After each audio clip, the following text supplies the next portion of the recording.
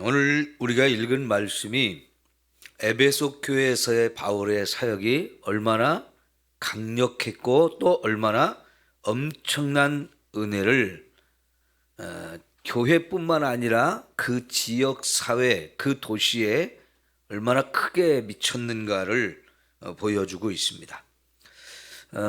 이거는요, 이제 바울의 사역이 3기, 3차 선교 여행 중에 일어난 어마어마한 사건이라고 볼 수 있는데요.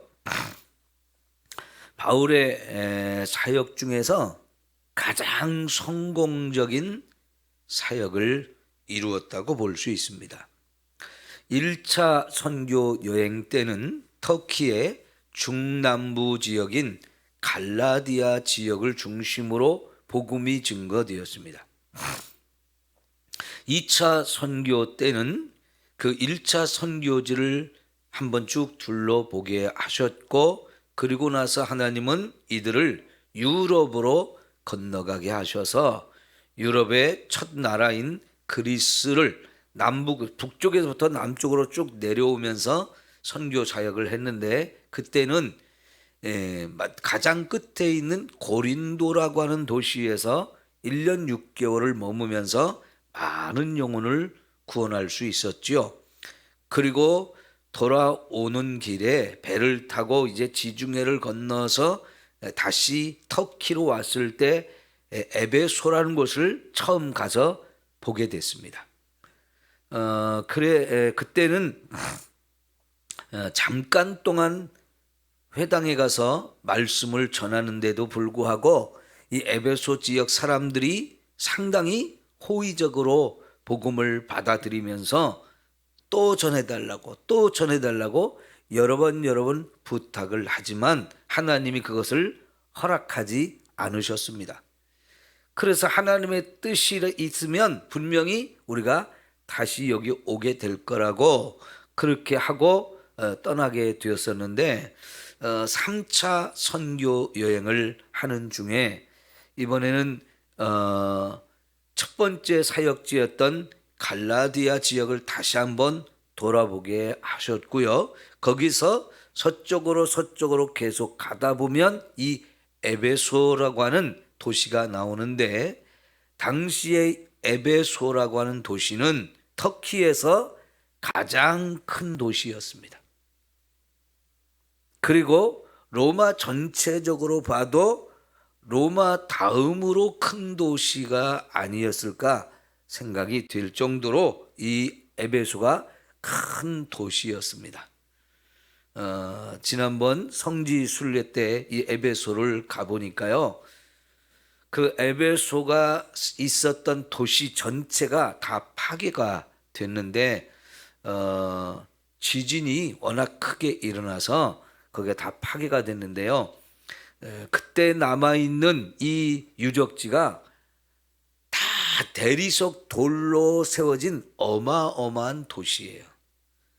도시 전체가 거의 대리석으로 이렇게 만들어진 도시라고 볼 수 있는데, 그 도시의 그 대리석이다 보니까 무너졌어도 그 잔해가 그대로 남아 있잖아요. 일부를 조금 복원을 시켜 놓기는 했지만은 나머지는 그냥 이렇게 다 바닥에 쓰러지고 깨지고 부서지고 넘어지고 이런 상태로 그대로 있는데요.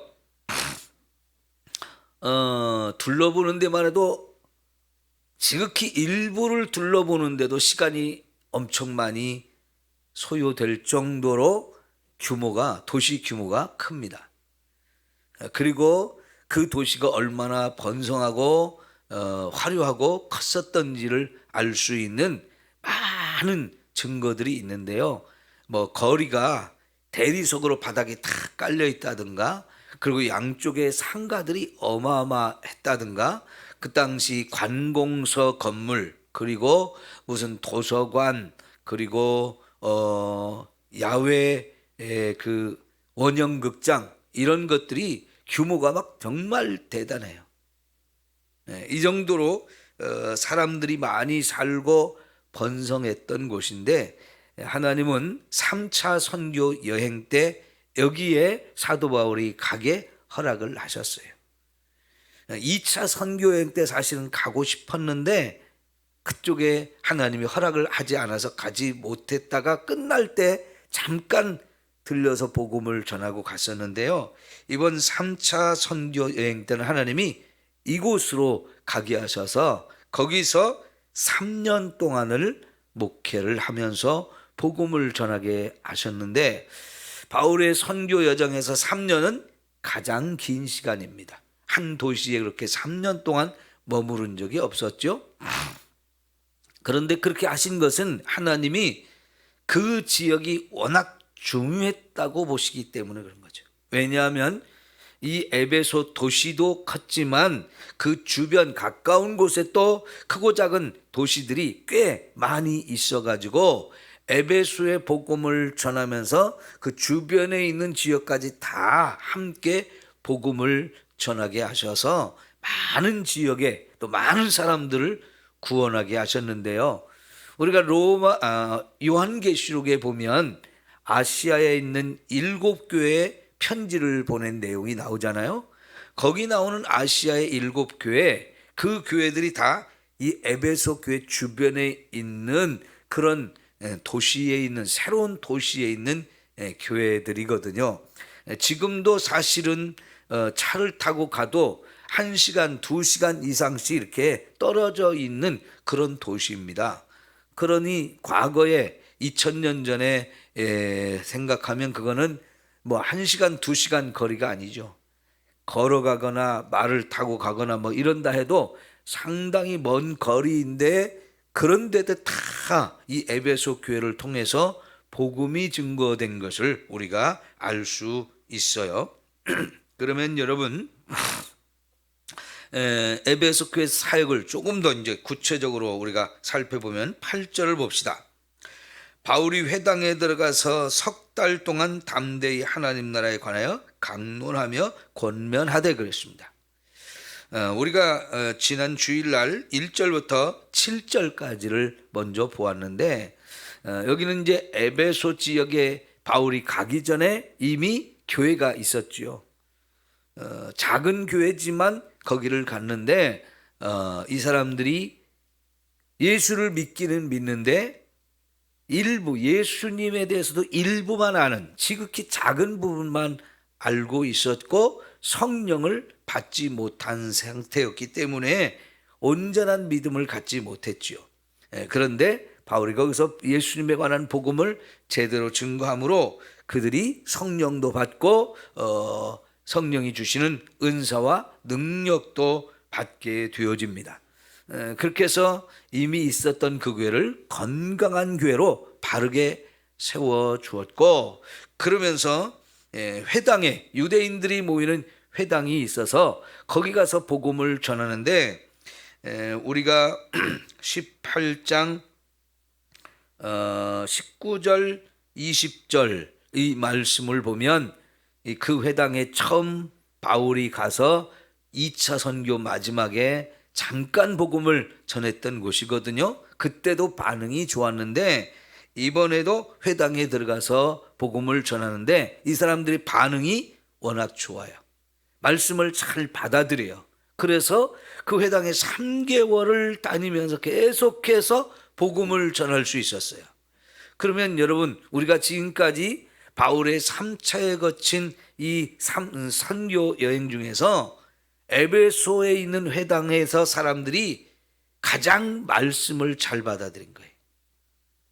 다른 곳에서는요, 회당에 제일 먼저 찾아가서 복음을 전했을 때 받아들이는 사람도 있었지만 얼마 안 있어서 받아들이지 않는 사람들에 의한 박해가 너무 심해가지고 떠나거나 옥에 갇히거나 고발을 당해서 소란이 일어나거나 여러 가지 어려움들이 많았는데 에베소에 있는 이 회당에서는요 3개월을 계속해서 복음을 전할 수 있게 됐거든요. 이거는 바울에게서는 엄청난 은혜지요. 그렇게 해서 복음을 전했는데 여러분 여기 석 달 동안 복음을 전한 내용을 뭐라고 표현했느냐면 하나님 나라에 관해서 강론했다 그랬어요. 하나님 나라. 여러분, 이 하나님 나라는 성경에 굉장히 중요한 주제예요. 중심이 되는 주제라고 볼 수 있는데요. 우선 여러분, 예수님께서 첫 복음을 전한 내용이 뭐였습니까? 회개하라, 천국이 가까이 왔느니라. 아니면 때가 찼고 하나님의 나라가 가까이 왔으니 복음을 믿으라. 이렇게 전파를 했는데, 예수님이 전하는 첫 번째 메시지도 하나님 나라예요. 그 하나님 나라에 들어가려면 회개를 하고 복음을 믿어야 된다는 거지요. 우리가 예수님을 믿으면 결국은 천국 하나님 나라에 들어가는 건데요. 그 하나님 나라는 여러분, 우리가 죽어서만 가는 천국이 아니고, 그 하나님 나라는 예수를 믿는 순간부터 저와 여러분이 하나님 나라 백성이 되는 거고, 그 하나님 나라에 이미 하나님 나라가 내 마음속에 이루어져서 예수를 믿는 그 순간부터 우리는 하나님 나라의 이 은혜를 누리고 있는 거예요. 그럼 그 하나님 나라가 뭡니까? 하나님 나라는 하나님이 왕이 되어서 다스리는 나라, 악한 원수 마귀가 침범할 수 없는 나라, 그게 하나님 나라거든요. 근데 그 하나님 나라는 사실은 우리 눈에 보이는 나라가 아니에요. 눈에는 보이지 않지만 실제 하는 나라. 내가 그 하나님 나라가 내 안에 이루어져서 예수님을 통해서 하나님이 나의 아버지가 되고 하나님 나의 왕이 되셔서 그 하나님이 나를 천국의 백성으로 삼으시고 하나님 자녀로 삼아주시어서 그 하나님 나라의 축복을 이미 누리고 있는 거거든요.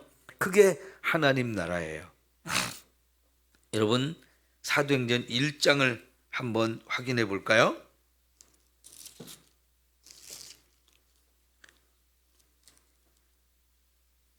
사도행전 1장 3절 시작.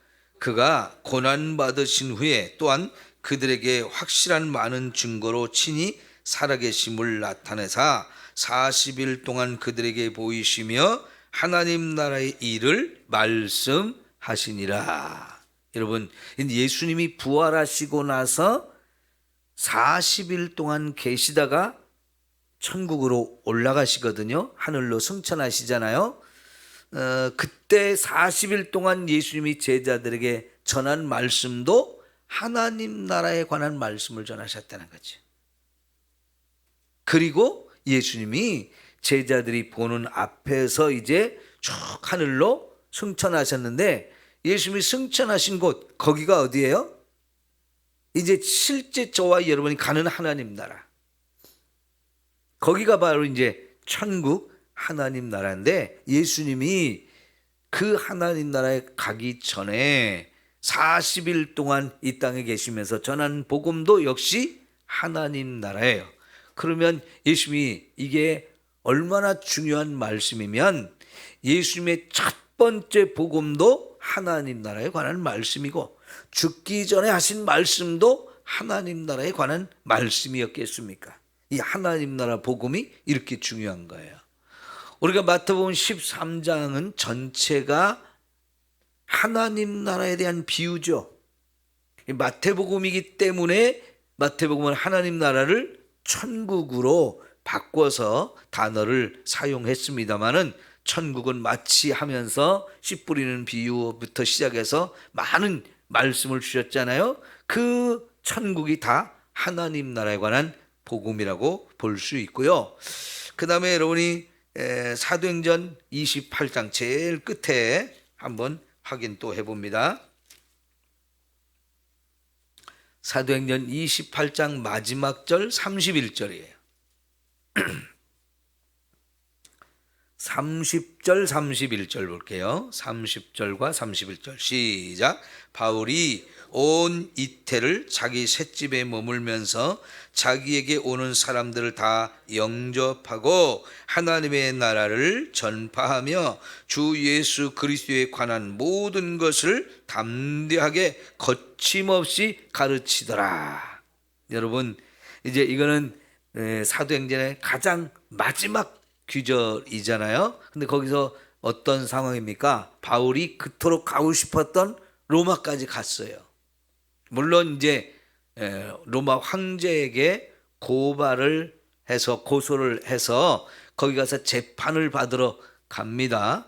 어떻게 보면 죄인이 아닌 죄인으로 이렇게 붙잡혀 가지고 로마까지 이제 병사들에게 붙들려 가게 됩니다. 그러나 로마에 도착했을 때 황제에게 이제 상소문을 올려놓고 거기 셋집을 마련하고 거기서 살게 되어지는데 그게 이제 가택 연금이 당한 상태거든요. 그러나 자기에게 오는 사람은 얼마든지 만날 수 있는 자유가 있어가지고 이제 많은 사람들이 바울을 찾아와 복음을 듣게 되는데 바울이 그때 전한 복음도 결국은 하나님 나라에 관한 복음이었어요.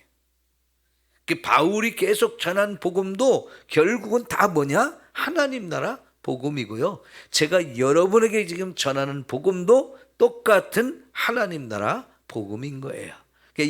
우리가 전하는 복음의 진짜 이제 중요한 핵심이 결국은 하나님 나라라고 하는 거지요. 그런데 여러분, 이 하나님 나라가 창세기 1장부터 시작된 거예요. 하나님이 태초에 천지를 창조하셨잖아요. 그 창조하신 세계, 그게 바로 하나님 나라예요. 왜요? 이 세상 모든 만물을 하나님이 창조하셨는데 누가 주인이에요? 하나님. 그리고 그 창조한 모든 세계를 누가 다스려요? 하나님이요. 그러니까 하나님이 주인 되시고 하나님이 다스리는 나라, 거기가 하나님의 나라인 거예요. 그런데 3장에 가면 이 사탄이 아담과 하와를 유혹해서 죄를 짓게 만들잖아요. 그래서 결국은 하나님 나라가 파괴가 되고 저와 여러분이 하나님 나라에서 쫓겨난 자가 돼요. 그리고는 마귀의 지배를 받는 상황이 되었는데 그 마귀의 지배 아래 있는 저와 여러분을 이제 예수님이 오셔서 구원해 내심으로 인해서 우리 속에 이제 하나님 나라가 시작이 된 거고요. 그 하나님 나라에 우리가 들어가면 그때는 완성된 하나님 나라에서 저와 여러분이 영원히 살게 될 거예요. 예? 그 하나님 나라, 이게 그래서 성경 전체 중요한 주제가 되어진다는 것을 우리가 알 수 있는데요. 이제 다시 사도행전 19장으로 와 보십시오. 어쨌든 사도 바울은 에베소의 이 회당에서 하나님 나라 복음을 열심히 전할 수 있는 기회를 얻었는데요. 한 3개월쯤 지나니까 어떤 사람들은 마음이 굳어 순종하지 않고 무리 앞에서 이 도를 비방하거늘 그랬어요. 안타깝게도요, 똑같이 하나님 말씀을 들으면서 전혀 깨닫지 못하고 이걸 믿지 못함으로 인해서 이거를 순종하지 않는 거예요. 그리고 이제 이 복음을 전하는 사도 바울 일행을 비방을 하게 되어져요. 너무나 안타까운 사람들이죠. 이 사람들이 유대인입니다. 그러면 여러분, 우리가 1장에부터 계속 되어지는 예수님 때부터 계속 우리가 보고 있는 이 유대인들, 예수님을 계속 반대하고 받아들이지 않고 거부하다가 결국은 십자가에 죽이잖아요. 그런 가운데에서 이제 예수님이 십자가에 죽었다가 다시 살아나셔가지고 우리에게 복음이 어떤 것인지를 가르쳐 주셔서 이제 예수님이 우리의 구주라는 게 확실해졌고 그 예수를 믿음으로 저와 여러분이 구원을 받게 되잖아요. 그러면 여기서요, 예수를 믿지 않는 유대인들과 예수를 믿는 유대인으로 갈라지잖아요. 갈라지는데 예수를 안 믿는 유대인, 이 사람들을 유대교라고 얘기해요. 유대교.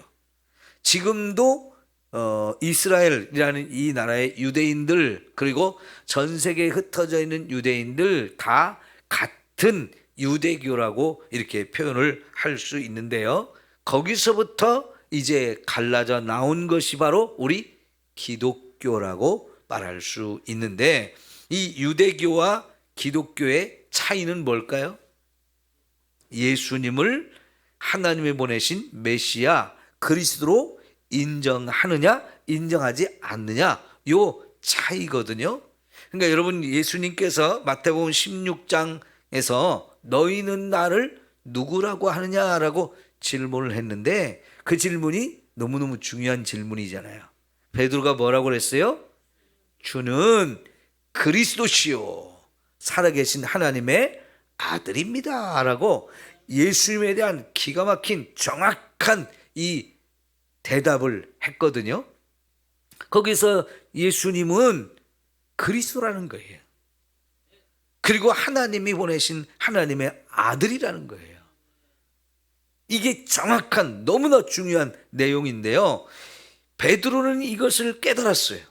이걸 믿었어요. 그런데 믿지 않는, 이 예수님을 믿지 않는 유대인들은 예수님이 메시아가 아니라는 거예요. 그리스도가 아니라는 거예요. 하나님의 아들도 아니라는 거예요. 오히려 예수님이 하나님의 아들이라고 했다고, 그래서 이건 신성 모독이고 이건 죽어 마땅하다 하면서 그래서 예수님을 십자가에 못 박아 죽인 거거든요. 이게 유대교와 기독교의 차이입니다. 그러면 그 유대교 사람들은 왜 이렇게 예수님을 안 믿을까요? 여러분, 우리가 구약 성경을 볼 때에 바벨론의 포로로 끌려갔다가 70년 포로 생활 마치고 돌아오잖아요. 그 돌아왔을 때의 횟수가 예수님이 이 땅에 오시기 전 536년 전이에요. BC 536년이라고 말하지 않습니까? 그때 이제 BC 536년에 처음 돌아왔는데, 그때 돌아오고 1차, 2차, 3차로 이렇게 돌아올 때에 2차에 돌아온 에스라가 하나님 말씀을 돌아온 사람들에게 잘 가르쳐 가지고 돌아온 유대인들을 말씀 위에 다시 든든하게 세워주거든요.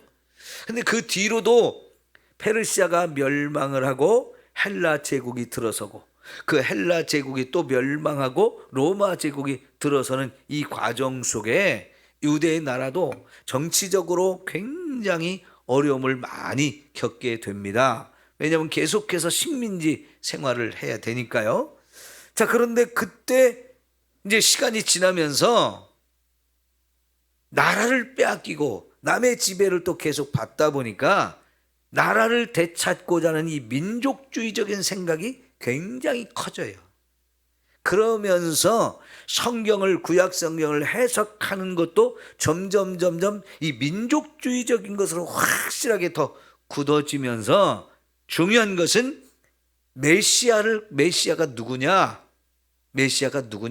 했을 때 우리나라를, 로마라고 하는 이 나라를 멸망시키고 우리나라를 독립시켜서 아주 강력한 나라를 세워가는 거, 그게 메시아가 와서 해야 될 일이라고 생각한 거지. 그러니까 이 메시아에 대한 생각, 그리고 하나님 말씀을 해석하는 것들이 점점 변질이 되어진 거예요. 그러다 보니까 진짜 예수님, 이 메시아가 와서 우리를 구원하는 일을 하려고 하는데, 그 구원이 나라를 구원하는 걸로 자꾸 변질이 되니까 예수님이 인정이 안 되는 거예요. 자기들 생각에는 메시아가 오면 아무리 강한 나라, 아무리 큰 나라라 해도 로마를 딱 물리치고 우리나라를 독립시켜 줄 것 같은데, 그 일을 해야 되는데 예수님이 그런 일을 안 하잖아요.